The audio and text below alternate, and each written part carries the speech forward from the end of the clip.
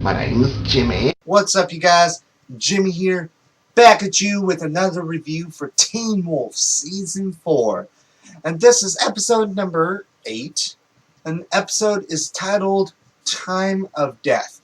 Now, before I get to the review, I want to warn you that I will be talking about the episode.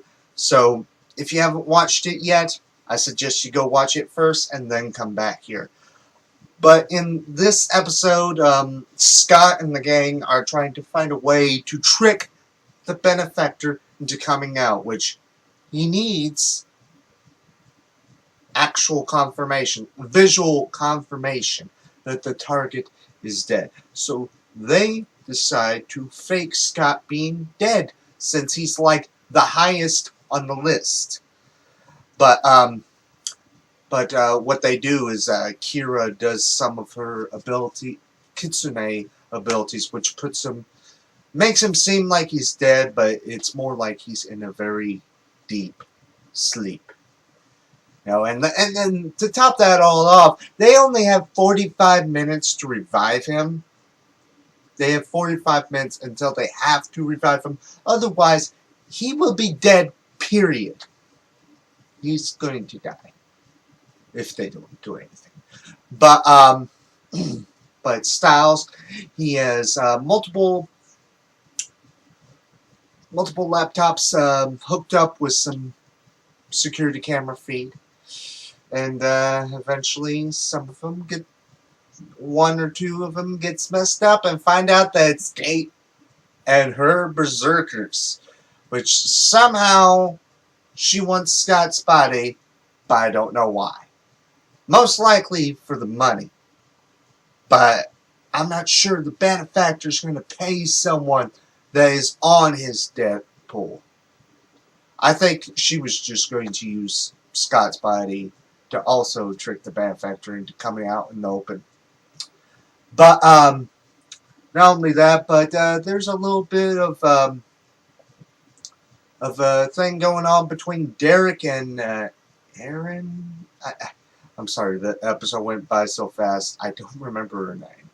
I'm sorry. I know I've been corrected about this once before, but we find out that Derek has no wolf powers, so he's technically a human. So she agrees to teach him some stuff so he's not completely useless without his abilities. But not only that, but Malia, because of what happened last week, she goes to the Hale Vault in Beacon Hills High School. And in that same safe that had the bearer bonds is a file about her. And yeah, she and Peter has a little bit of confirmation, and later on, Styles tries to convince her, you both are not the same. Which, I say she's not like Peter. She's not like Peter.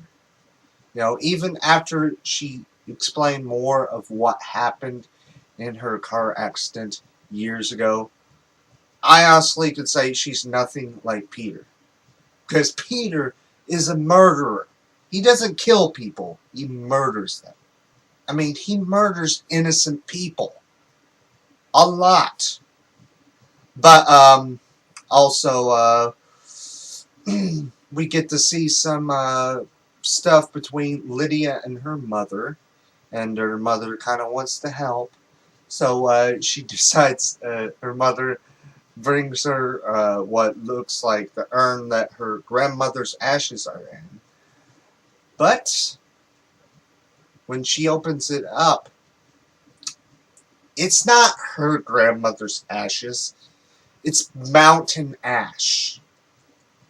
Because her grandmother wanted her to spread those ashes on the lake on her 18th birthday.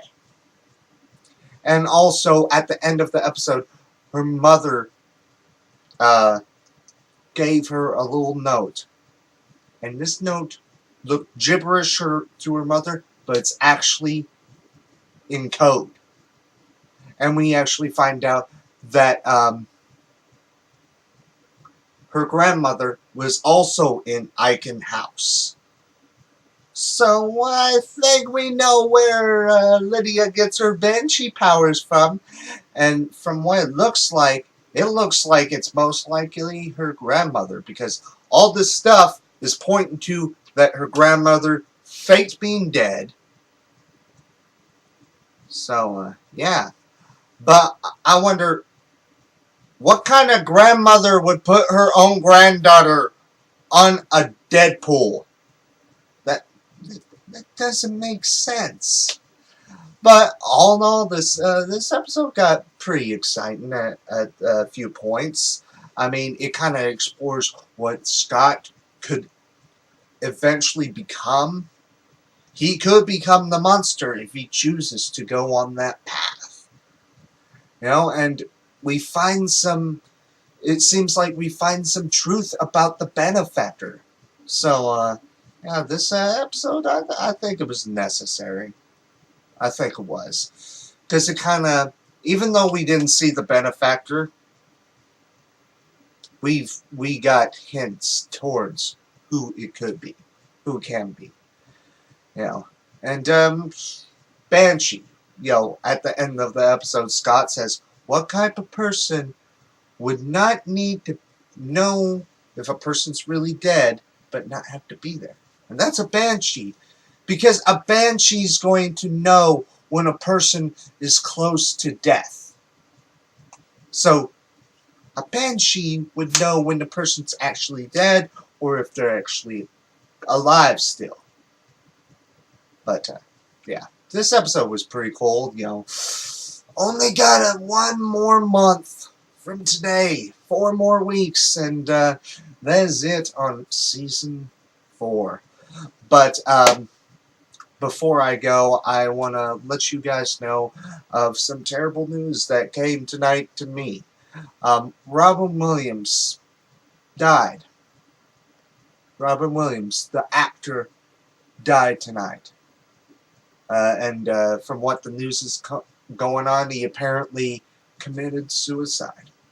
Now, when someone first had told me, I was like, "Oh, you're just playing with me," because of the stuff I've seen in the past that is just jokes.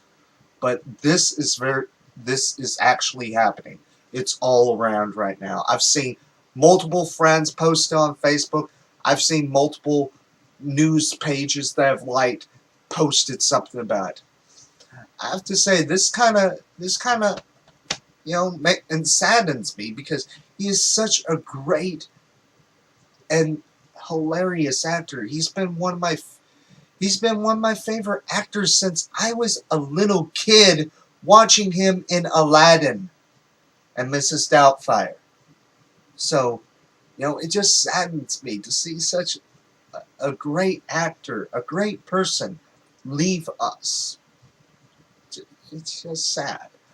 But let me know your thoughts and opinions down below, and if you can, just just show how much you loved him as an actor, to kind of honor his memory. But my name's Jimmy. Until next time, bye.